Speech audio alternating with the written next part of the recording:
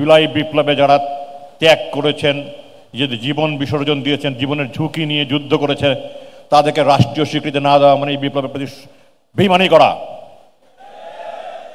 1971 সালে যুদ্ধ শুরু করেছিল প্রথমে সেনাবাহিনী, তারপরে বিভিন্ন বাহিনী, এরপরে ছাত্র জনতা। তারা প্রশিক্ষণ নিয়েছে, তারা অস্ত্র হাতে নিয়েছে, তারপরে তারা গেরিলা যুদ্ধ করেছে লুকিয়ে লুকিয়ে, সম্মুখ সবার খুব কম করেছে। এই প্রজন্মের মুক্তিযোদ্ধারা কোনো প্রশিক্ষণ নেই, কোনো অস্ত্র নেই, অস্ত্রের মুখে খালি হাতে বুক পেতে দিয়েছে।